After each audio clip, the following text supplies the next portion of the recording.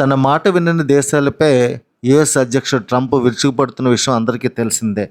భారత్ పైన, బ్రెజిల్ పైన కొన్ని దేశాలపై ఆయన సుంకాల దాడి చేస్తున్నారు.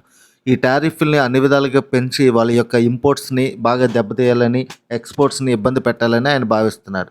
బట్ ఈ విషయంలో డొనాల్డ్ ట్రంప్ మొదటిసారిగా వెనకడుగు వేసినట్టుగా కనిపిస్తుంది. ఎందుకంటే యుఎస్ మెడిసిన్ రంగం అంటే ఫార్మా రంగం చాలా వరకు ఇండియా నుంచి వచ్చే జెనరిక్ డ్రగ్స్ ఆ యొక్క బల్క్ ఇంపోర్ట్స్ మీద ఆధారపడి ఉంటుంది. వాటి మీద కూడా ఆయన 50% టారిఫ్లు వేసే ద్వారా అక్కడుండే మెడిసిన్ రంగం మరియు ఆరోగ్య రంగం కుదేలయ్యే అవకాశం ఉందని గమనించిన ఆయన ఇప్పుడు ఆ టారిఫ్లను తగ్గించే పనిలో పడ్డారు. ఒక విధంగా ఆయన కాపాడుకోవడానికి చేసిన ఎత్తుగానే దీన్ని భావించవచ్చు.